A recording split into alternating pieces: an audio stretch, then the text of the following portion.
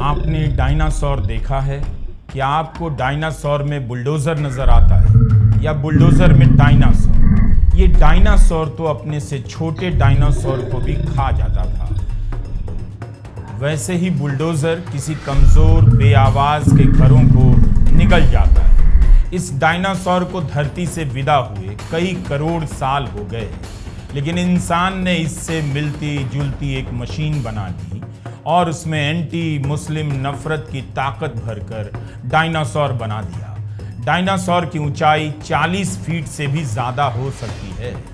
आपके घर के सामने ऐसा ही डायनासोर आकर खड़ा हो जाए तो कैसी हालत होगी? वैसे ही जब किसी के घर के सामने बुलडोजर आ जाए, उसके घर का चुनाव अतिक्रमण के बहाने धर्म के आधार पर कर लिया जाए, गिरा दिया जाए, तो उसकी दहशत भी डायनासोर के सामने खड़े इंसान की तरह होगी। हम समझना चाहते हैं कि जिस डायनासोर के सामने इंसान की आवाज बंद हो जाती है, वही इंसान उस बुलडोजर के आगे धर्म के नाम पर इतना कूदने क्यों लग जाता है? इंसान ने इंसानों को खाने वाला एक नया डायनासोर बना लिया है, बुलडोजर।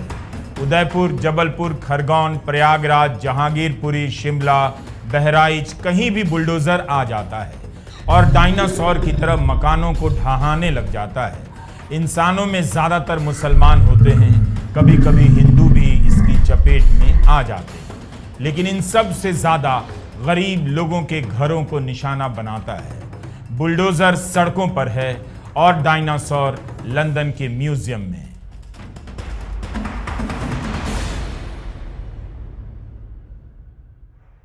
नमस्कार, मैं रवीश कुमार।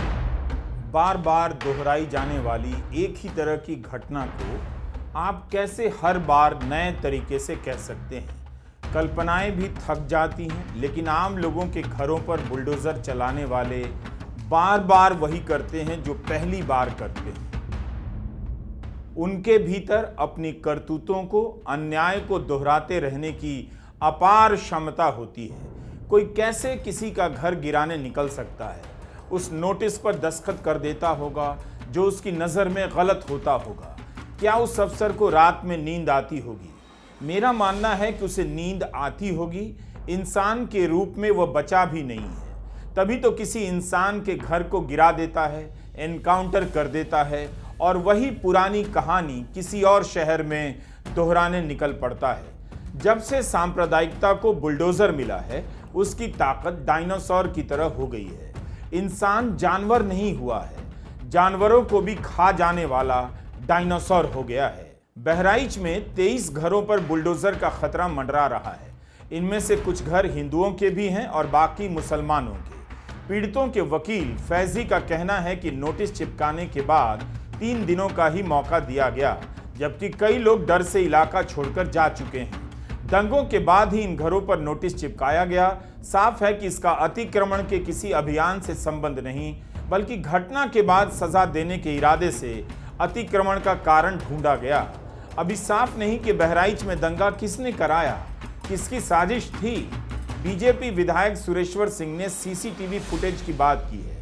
आमतौर पर ऐसे फुटेज तुरंत गोदी चैनलों पर चलने लग जाते हैं और कहानी फैलने लग जाती है, लेकिन इस बार ऐसा कुछ भी नहीं हो रहा। बीजेपी के विधायक ने ही एफआईआर में बीजेपी युवा मोर्चा के नगर अध्यक्ष अर्पित श्रीवास्तव पर आरोप लगाया है। विधायक का आरोप है कि उनकी कार जलाने की कोशिश हुई, गोली भी चली जिसमें उनके बेटे की जान जा सकती थी। लेकिन क्या इस एंगल से जांच पड़ताल हुई, किसी की गिरफ्तारी हुई? सुरेश्वर सिंह एक और बात कह रहे हैं, कुछ लोग नशे की हालत में थे। ये लोग कौन थे, इनकी क्या भूमिका थी? उम्मीद है प्रशासन इसकी पड़ताल करेगा। अर्जन में जा रहे थे, जो माता के भक्त थे वो तो शराब पिएंगे नहीं। कुछ उपद्रवी लोग हर गांव में होते हैं, हर मोहल्ले में होते हैं। कोई ये कह दे कि हमारे समाज में उपद्रवी है, दूसरे समाज में नहीं है, दूसरे समाज में है, तीसरे समाज में नहीं है। कुछ लोगों को इसी मेले के बहाने ही नशा करने को मिल जाता है, तो ऐसे लोग मौजूद थे, उनके बारे में स्पष्ट कहा जा रहा है। उनके खिलाफ कार्रवाई हो रही है और खिलाफ कार्रवाई भी हो रही है। विधायक जी, ऐसे लोगों को श्रीवास्तव है, इन्होंने ऐसा क्यों किया? क्योंकि आपकी ही पार्टी के तो है, तो इन्होंने ऐसा क्यों किया?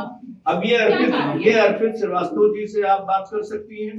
भारत की न्याय व्यवस्था के समकक्ष एक नई व्यवस्था खड़ी तो हो गई है, बुलडोजर न्याय। क्या यह कोर्ट के लिए चुनौती नहीं? क्यों इतने सालों से कोर्ट इसे बर्दाश्त कर रहा है कि एक नई न्याय प्रणाली का प्रचार हो रहा है? लोग कोर्ट के बदले उसकी मांग करने लग गए हैं। अब जब सुप्रीम कोर्ट ने बुलडोजर के मनमाने इस्तेमाल को असंवैधानिक करार दिया है, तब भी इसका इस्तेमाल हो रहा है और इसे रोकने के लिए वापस सुप्रीम कोर्ट तक आना पड़ रहा है। वही अतिक्रमण के नाम पर एंटी मुस्लिम राजनीति का नया वैधानिक चेहरा कि हम अतिक्रमण हटा रहे हैं। शिमला के पूर्व डिप्टी मेयर टिकेंद्र सिंह पवार ने शिमला की संजौली मस्जिद को लेकर हिमाचल हाईकोर्ट में एक याचिका दायर की है और मांग की है कि सांप्रदायिक माहौल बिगाड़ने की कोशिश पर रोक लगनी चाहिए। फल सब्जी बेचने वाले तक को धमकियां मिल रही हैं। उनकी जिंदगी, आजादी और गरिमा की रक्षा के लिए हम कोर्ट आए हैं क्योंकि उनके बहिष्कार का आह्वान किया जा रहा है। कोर्ट ने इस बारे में राज्य सरकार से 3 हफ्ते के भीतर जवाब मांगा है। वो इतनी अननोटिस थी और पूरे दुनिया में भी नोटिस हो गई। क्यों? क्योंकि हर जगह पर तो इस तरह से कुछ ना कुछ है। तो ये जो पूरा कहना कि लीगल और इलीगल, ये दरअसल ये फजूल की बात है शहरों। वो क्यों मैं बात कह रहा हूं? अगर हम लीगल इलीगल की भाषा में जाएंगे तो शिमला में करीब 25,000 से ज्यादा आज इमारतें हैं जो कि इलीगल है। प्रशांत भूषण जी आते हैं हाईकोर्ट, वो हाईकोर्ट पूरा इलीगल है, मतलब 11 मंजिल है, लेकिन वो गवर्नमेंट ने सैंक्शन कर दिया है। तो लीगल इलीगल हम 2 तरह से देखते हैं। एक हम देखते हैं कि पहले आपने अपनी जमीन पर परमिशन ली और घर बना दिया। अभी घर बना दिया तो उससे थोड़ा ज्यादा हो गया, तो वो एक लीगल श्रेणी में, जिस तरह से संजौली की मस्जिद गई। दूसरा ये है, जैसे मैं हाईकोर्ट कह रहा हूँ, जैसे वहां लॉयर्स चेंबर्स हैं, बार बार कह रहे हैं, तो एलीट का कैप्चर तो शहर में है ही है, तो कोई दो राय नहीं है। लेकिन एलीट का कैप्चर तो दिखता नहीं है। मुसलमान का कैप्चर है, गरीब का कैप्चर दिखता है, जो वही क्लेम कर रहा है स्पेसिस। दूसरा क्या है कि जो कंप्लीटली गवर्नमेंट लैंड पर है, वो भी हमारी भाषा में लीगल नहीं, लेकिन वो इलीगल। क्यों? क्योंकि एक तो वो गवर्नमेंट लैंड पर है और वो फॉरेस्ट लैंड पर है। अब उस तरह से देखें तो शिमला में करीब 20 मंदिर हैं जो कि फॉरेस्ट लैंड पर है। शिमला के पूर्व मेयर को आपने सुना। ऐसी घटनाओं और राजनीति का शहर के अतिक्रमण से कोई मतलब होता नहीं। अतिक्रमण के नाम पर मुसलमानों के घरों, दुकानों और अन्य इमारतों का चुनाव कर लिया जाता है।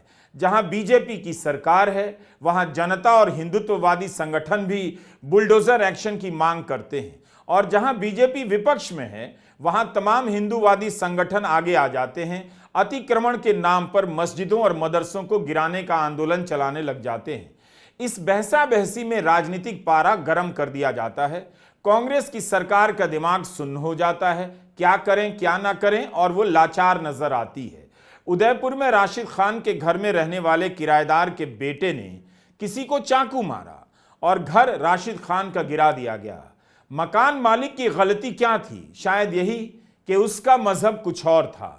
ऑटो रिक्शा चलाने वाले राशिद खान ने वर्षों की मेहनत के बाद पैसे जोड़े, लोन लिया और एक घर खरीदा, जिसे बुलडोजर ने एक झटके में गिरा दिया। राशिद खान के किराएदार के 15 साल के बेटे ने क्लास में हुई लड़ाई के दौरान एक हिंदू लड़के को चाकू मार दिया। हिंदुत्ववादी संगठन मांग करने लग गए कि बुलडोजर एक्शन लिया जाए।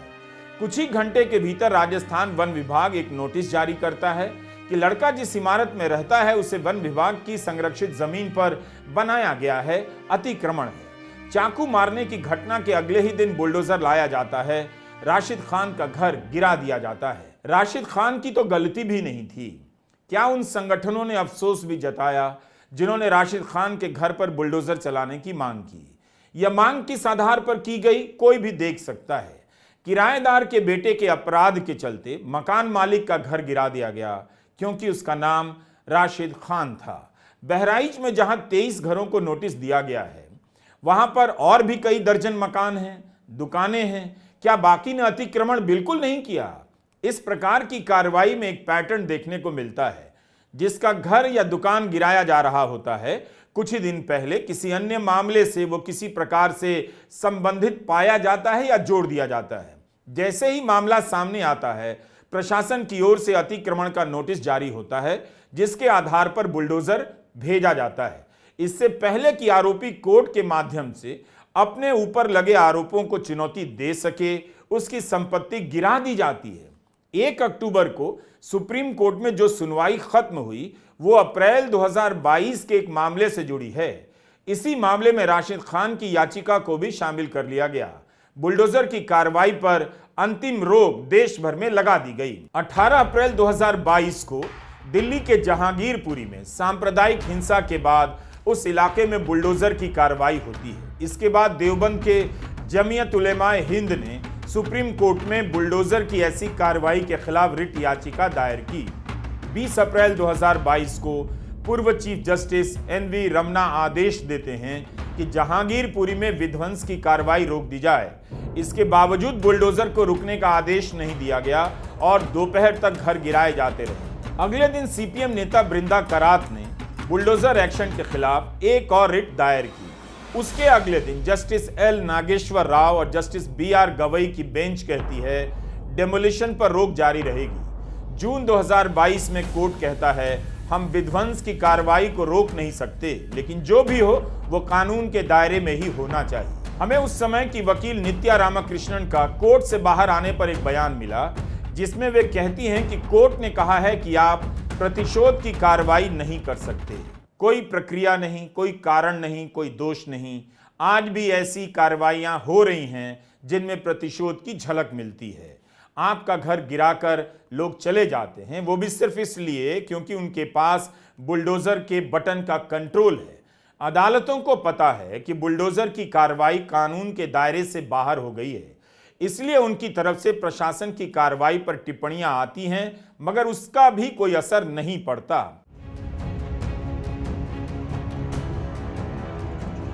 अगस्त 2022 में दिल्ली की शकरपुर बस्ती मामले में जस्टिस सुब्रमण्यम प्रसाद की एकल बेंच ने कहा था कि अक्सर देखा जा रहा है कि झुग्गी में रहने वाले किसी आदमी के घर पर बुलडोजर खड़ा है और वो किसी तरह से हाथ पैर मारकर अपनी जमा पूंजी बचाने की कोशिश कर रहा है ताकि साबित कर सके कि यहीं रहता है। उन्होंने आदेश दिया कि DDA कथित रूप से अतिक्रमण करने वालों पर बिना नोटिस सुबह सुबह या देर शाम बुलडोजर लेकर नहीं पहुंच सकते। उनके इस आदेश का क्या अन्य जगहों पर पालन हो रहा है? क्या उदयपुर के राशिद खान को नोटिस दिया गया था, समय दिया गया था? बहराइच में जो नोटिस चिपकाया गया है, क्या पर्याप्त समय दिया गया है? अक्सर राजनीति होती है। FIR में दर्ज नाम को लेकर हंगामा खड़ा किया जाता है, फिर अतिक्रमण का नोटिस आता है। कोर्ट से पहले कोई कार्रवाई हो, उसके पहले ही राजनीति में दंगाई घोषित कर दिया जाता है। हमारा कहना है कि कानून का राज सबके लिए बराबर होना चाहिए, वरना जो लोग आज किसी मुसलमान का घर गिराए जाने पर ताली बजा रहे हैं, उनके लिए यह खबर पेश कर देता हूं। पटना की घटना है। दिसंबर 2022 में सजोगा देवी का घर गिरा दिया गया। आरोप लगा कि महिला का घर कथित रूप से भू माफिया के कहने पर गिराया गया है। इस पर जस्टिस संदीप कुमार ने पुलिस से पूछा कि आप किसकी तरफ से हैं, राज्य की ओर से या किसी व्यक्ति की ओर से? तमाशा बना दिया है कि किसी का भी घर बुलडोजर से तोड़ देंगे। जुलाई 2022 की एक घटना है। असम के नागांव में कुछ लोगों का घर बुलडोजर से गिरा दिया जाता है। ये सभी मुसलमान थे। इन पर आरोप लगा कि इन लोगों ने पुलिस थाने में आग लगाई है। ये असम में बुलडोजर की कार्रवाई की पहली घटना थी। गुवाहाटी हाईकोर्ट ने राज्य सरकार को आदेश दिया कि इस गैर कानूनी कार्रवाई के एवज में पीड़ितों को 32.5 लाख का मुआवजा दिया जाए। ये कोर्ट के ही शब्द हैं। कोर्ट ने यह भी कहा कि जांच के नाम पर घर गिराने की अनुमति किसी कानून में नहीं है। हमें नहीं पता था कि बहुसंख्यक आबादी के विवेक का बड़ा हिस्सा नफरत की आग में इतना खाक हो जाएगा कि इस तरह की नाइंसाफी को देखना बंद कर देगा। क्या आप बिल्कुल ही नहीं देखना चाहते कि किसी का घर क्यों गिराया जा रहा है? क्या आप वाकई राशिद खान से आंखें मिला सकते हैं? झूठ और नफरत का पेट्रोल कितना लीटर आप पी सकते हैं? कितने ही उदाहरण दिए जा सकते हैं। एक घर में 10 लोग होते हैं, कोई एक अपराधी निकल सकता है, तो क्या उसके अपराध के बदले सारे लोगों को सजा दी जाएगी? घर के सारे लोग तो अपराध में शामिल नहीं हैं, फिर उन्हें बेघर क्यों किया गया? लेकिन इस सवाल पर बात किससे की जाए? ये सब तो 100 बार कही जा चुकी हैं, लेकिन धर्म की राजनीति के नशे में कौन सुन रहा है इन बातों को? सितंबर महीने में सुनवाई करते हुए सुप्रीम कोर्ट के जस्टिस BR गवई ने कहा, कोई आरोपी है, इस आधार पर उसका घर कैसे गिराया जा सकता है? अगर दोष साबित भी हो चुका है तब भी उसका घर नहीं गिराया जा सकता। जस्टिस केवी विश्वनाथन ने कहा कि किसी बाप का जिद्दी बेटा हो सकता है, बात नहीं मानने वाला बेटा हो सकता है। क्या इस वजह से उसका घर गिरा देना कोई तरीका है? यह जो बुलडोजर चल रहा है या चलाने की मांग की जा रही है, आप देखिए कौन लोग कर रहे हैं, किसके खिलाफ कर रहे हैं। ये वो लोग हैं जो एंटी मुस्लिम नफरत के आगे सोचना समझना छोड़ चुके हैं। बल्कि इस तरह की राजनीति को फंड करने वालों की दुकानों का अगर सर्वे हो जाए तो अतिक्रमण की सूची में उनकी दुकानों और घरों के नाम सबसे ऊपर नजर आएंगे। लेकिन अतिक्रमण के पीछे किसी खास समुदाय को बार बार एहसास कराया जा रहा है कि आपके लिए कानून से पहले भीड़ का कानून है। जिस तरह से सांप्रदायिकता और राष्ट्रवाद मिलकर खतरनाक हो जाते हैं, उसी तरह सांप्रदायिकता और अतिक्रमण के पीछे के इस खेल को समझिए। संविधान में संपत्ति का अधिकार मिला हुआ है। जब किसी समुदाय को इसी बात से असुरक्षित कर दिया जाए कि आपकी संपत्ति का अधिकार तभी तक सुरक्षित है जब तक भीड़ की मंजूरी है, तब इससे खतरनाक कोई चीज नहीं हो सकती। यह जो अभी हो रहा है आगे और रफ्तार पकड़ने वाला है और एक समुदाय के आर्थिक आधार पर हमला बढ़ेगा। इतिहास में ऐसा पहले हो चुका है। बस फर्क यही है कि बुलडोजर के सहारे इसे नए सिरे से किया जा रहा है। जुलाई 2024 में फ्रंटलाइन में अनुज बहल ने इस पर लंबी रिपोर्ट की है। इसमें बताया है कि 2022 से लेकर अब तक 2 वर्षों के बीच देश भर में बुलडोजर की कार्रवाई से 1.5 लाख घर गिराए जा चुके हैं। 7,38,000 से ज्यादा लोग बेघर हो चुके हैं। इस रिपोर्ट के आने के कुछ हफ्ते बाद ही 17 अगस्त 2024 को उदयपुर में राशिद खान का 1 मंजिल का मकान बुलडोजर से गिरा दिया गया। तो आप देख रहे हैं कि बुलडोजर का इस्तेमाल कहां कहां हो रहा है। गरीब और कमजोर लोगों को निशाना बनाया जा रहा है। बुलडोजर सांप्रदायिक राजनीति का वैध और राष्ट्रीय हथियार बन चुका है। इसके बहाने प्रशासन को भी इस खेल में शामिल कर लिया गया है। अतिक्रमण की हकीकत आप और हम और प्रशासन में बैठे तमाम कर्मचारी अपने अपने शहर में ठीक से जानते हैं। लेकिन जब धर्म के नाम पर उसका इस्तेमाल होता है तब इसका खतरा और बड़ा हो जाता है। बुलडोजर से केवल वही बेघर नहीं होता जिसका घर गिराया जाता है, वह भी बेघर हो जाता है जो बुलडोजर के पीछे नाच रहा होता है। उसे पता भी नहीं चलता कि एंटी मुस्लिम नफरत के नाम पर वो कब दंगाई बन गया और कब किसी और काम के लायक नहीं रहा। इसलिए हमें डायनासोर में बुलडोजर दिखाई देने लगा है और बुलडोजर में डायनासोर। हम केवल दूसरे को भयभीत नहीं कर रहे, बल्कि यह उन्हें भी भयभीत करेगा जो इसके आगे या पीछे कूद रहे हैं। डायनासोर को देखकर किसी के मन में भय पैदा हो सकता है। उसी तरह टेक्नोलॉजी भी हमारे लिए डायनासोर साबित हो सकती है। इस डायनासोर के भी हाथ हैं, पांव हैं, दिमाग है। यह रोड रोलर की तरह नहीं कि एक बार में सब बराबर करता हुआ निकल जाए, बल्कि बुलडोजर चीजों को धीरे धीरे तोड़ता है। एक आदमी जीवन भर बचाता हुआ धीरे धीरे एक घर बनाता है। बुलडोजर उसे उसी रफ्तार से तोड़ते हुए मलबे में मिला देता है और उस मलबे को हाथ तक लगाने नहीं दिया जाता। बुलडोजर का विध्वंस भी डायनासोर की तरह है। इसका कोई भी तर्क नहीं, बस राज्य की मर्जी हुई। जैसे डायनासोर की मर्जी हुई, उसने छोटे डायनासोर को निगल लिया, उसी तरह बुलडोजर आम लोगों के घरों को निगल लेता है, खा जाता है। हर दिन यही कहानी दोहराई जा रही है। जहां हम अपनी बात खत्म करते हैं, वहां से वे लोग फिर से हिंसा और सांप्रदायिकता शुरू कर देते हैं। वो कई बार और कई साल तक इसे दोहराते हैं, बल्कि 100 साल से दोहराते आ रहे हैं। हम जानते हैं कि फिर कोई शोभा यात्रा निकलेगी, फिर से तनाव होगा और फिर किसी के घर के आगे बुलडोजर खड़ा मिलेगा और कोई सुप्रीम कोर्ट के आगे गुहार लगा रहा होगा। तब हम किस तरह से उस कहानी को बताएंगे? डायनासोर की जगह आपको और क्या दिखाएंगे? हर दिन हमसे जगह जगह से लोग संपर्क करते हैं। हम उन तक पहुंच नहीं सकते, मगर उम्मीद तो कर सकते हैं कि लोगों को हिंसा का यह चेहरा समझ आ जाएगा। एक दिन यह राजनीति खत्म होगी। बुलडोजर दंगों का नया लीडर है, दिखाई देगा और लोग देखेंगे क्या ये उम्मीद इतनी बेमानी है। नमस्कार, मैं रवीश कुमार।